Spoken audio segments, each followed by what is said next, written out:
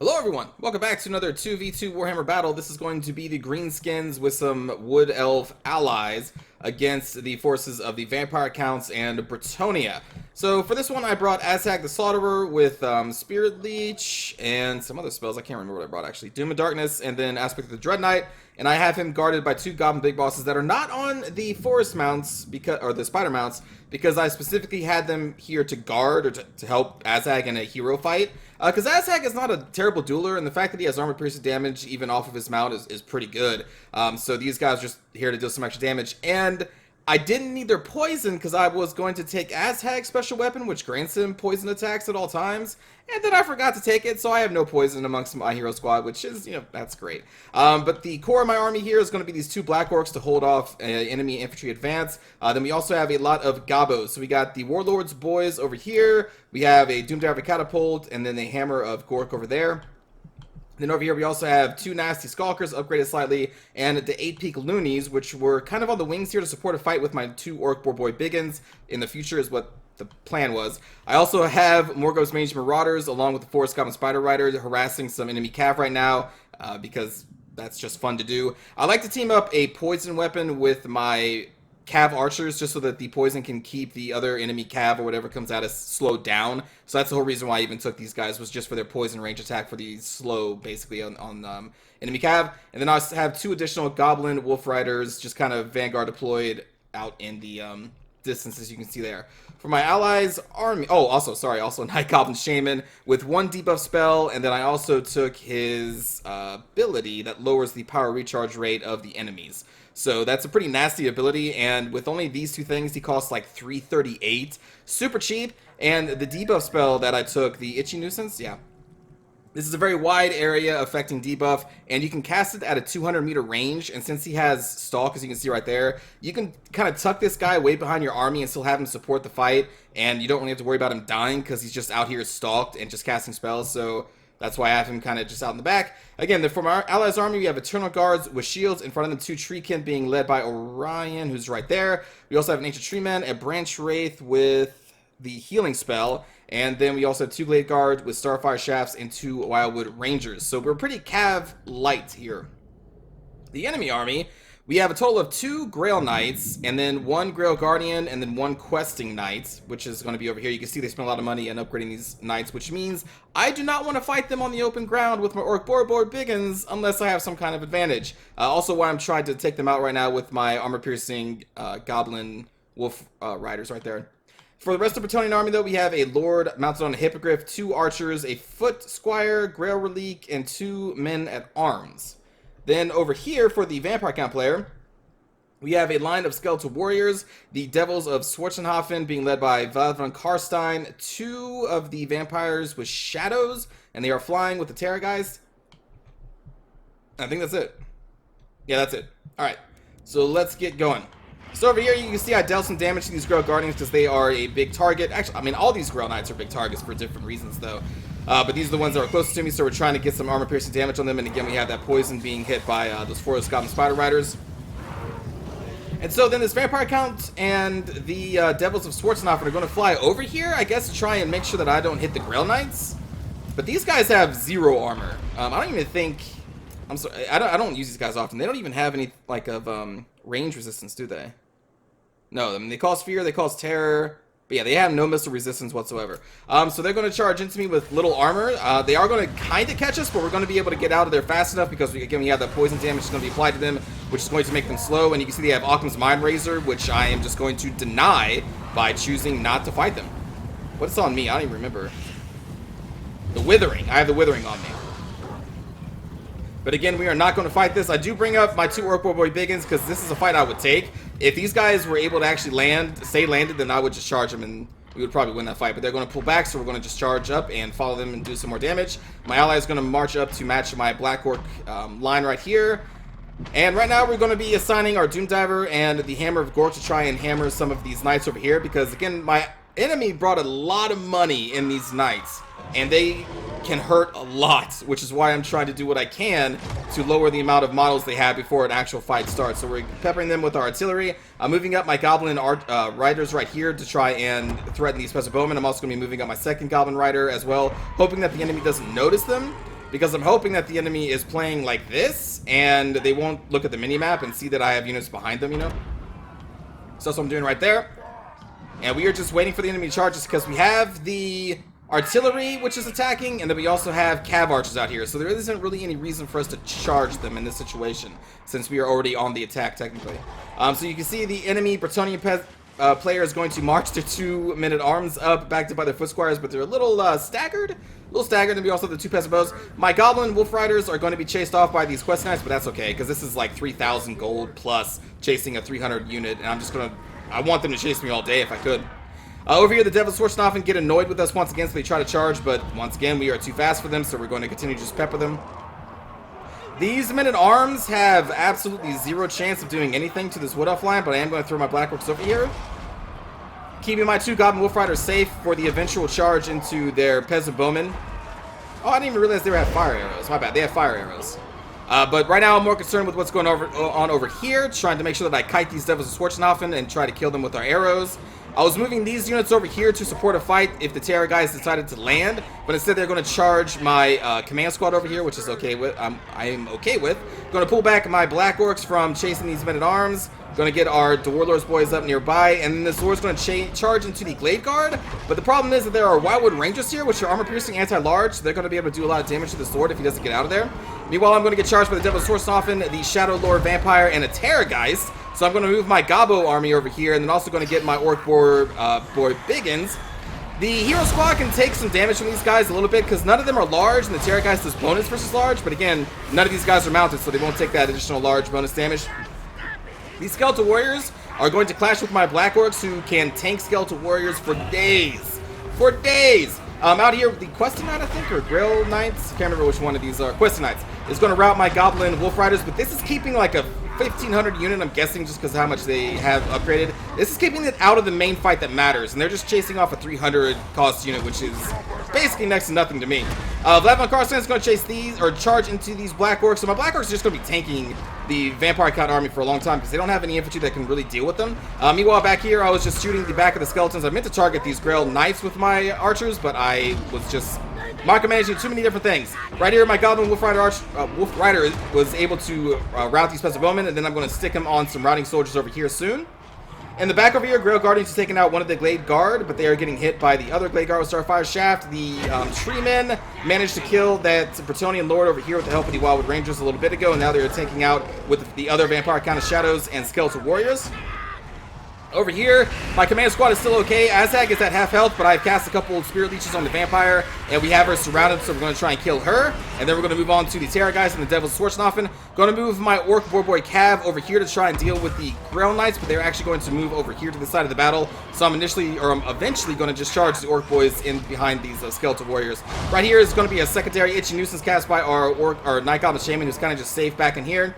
My artillery is also still safe, even though those Grail Guardians were nearby, but they decided to chase off one of the Glade Guard, so they are now returning back into the battle. The Questing Knights that are chasing off my Goblins are still out here, because they chased them all the way off the field.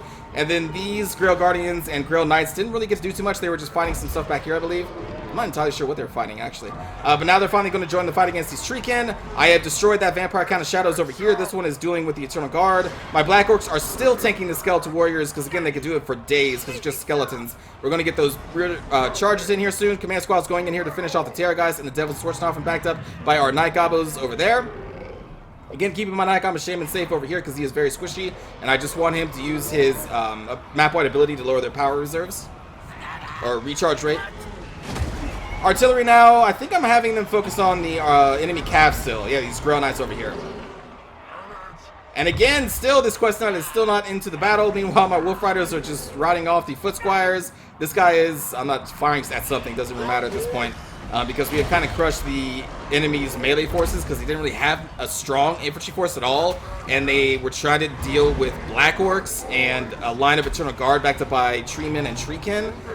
So without a stronger infantry force that could actually do damage to our infantry line, their cav wasn't really able to get super effective, especially since, again, they were kind of distracted through most of the battle. There was the one Grail Guardian who was back here. What did they end up doing? I think they charged into the Wild wood archers maybe back here. But like they never destroyed my artillery, which was open. I wasn't protecting it, and they had Grail Guardians back here, which could have easily charged them. So I was thankful that they didn't.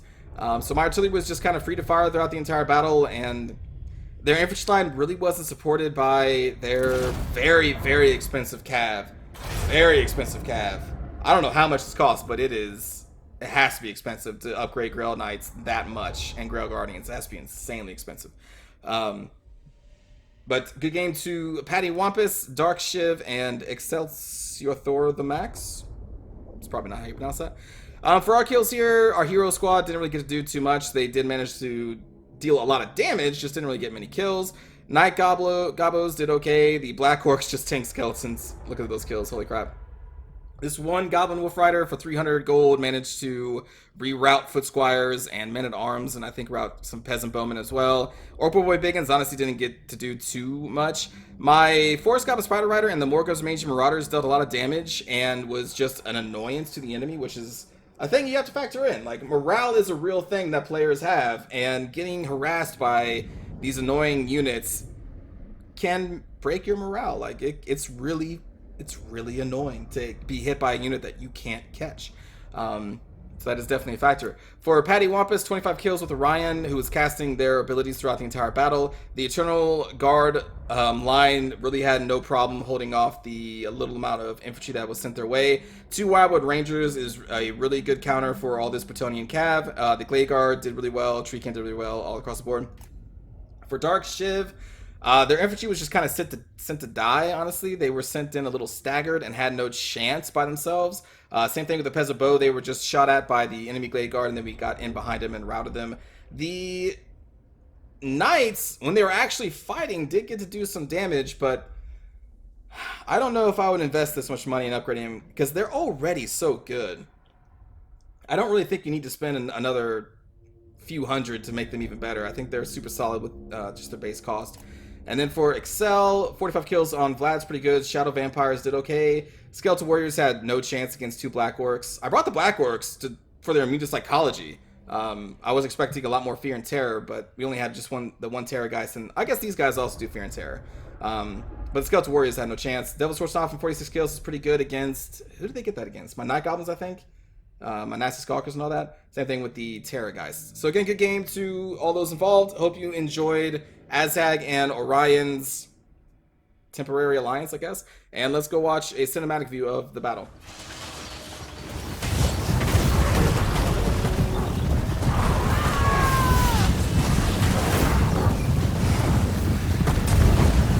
Goblin Arch is so cool. Go, little puppies.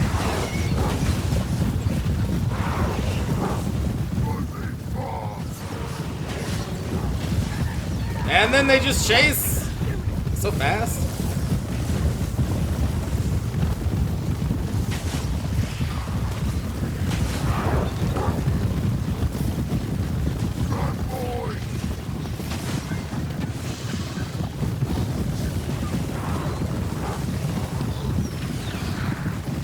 And then the Grail Knights come in again. I'm like, nope, nope. We Gobbos, suckers. Puppies are faster than armored horses. Look at this little pup. I want to get close up of the pup face. Damn it.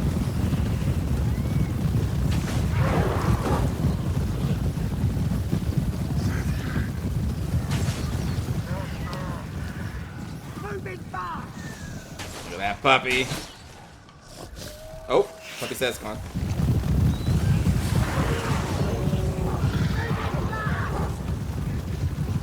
It's so annoying to get hit by units you can't catch.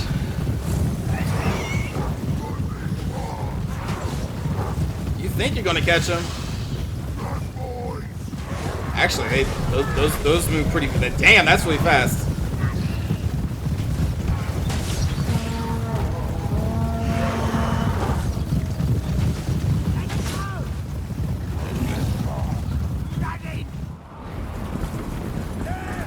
Oh shit, the fight's already happening.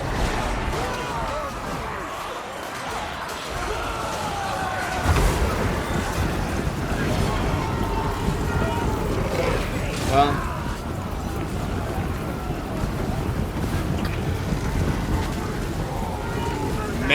barefoot squires.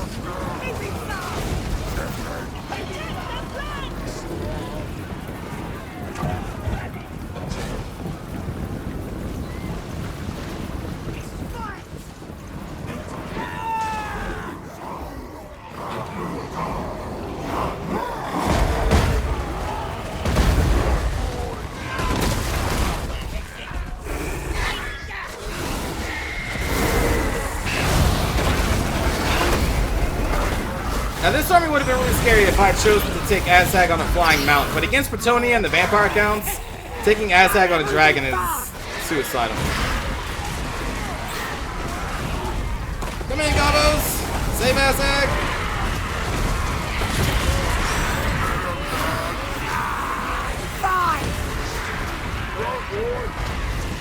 Little killers.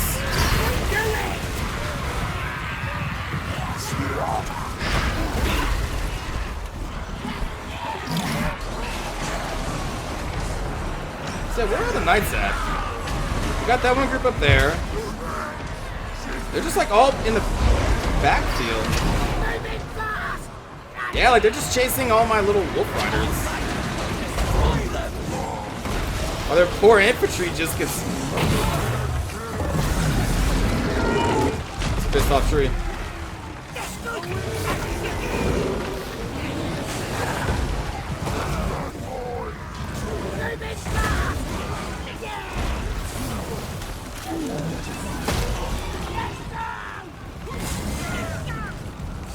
Those pups. Off to cause trouble.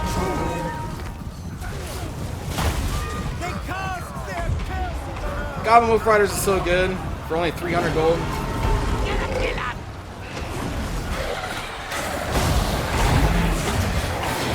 Our front line was just so tanky, man. They just didn't have anything to break it.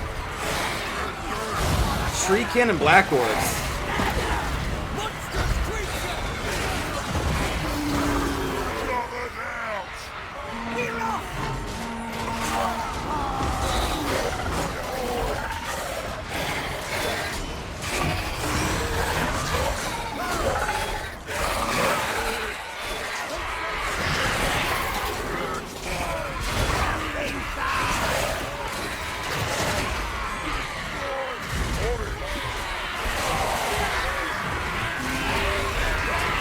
These crazy killers!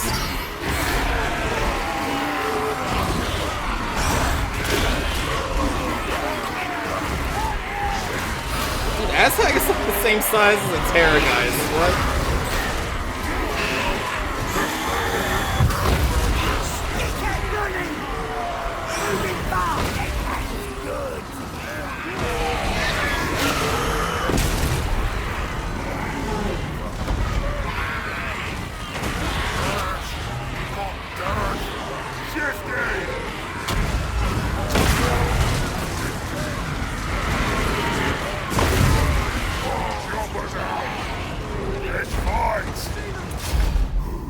Oh, they need me to the Orc Voice charge. Alright, well, that's going to do it, everybody. So thank you for watching. Hope you enjoyed, and I will see you in the next episode.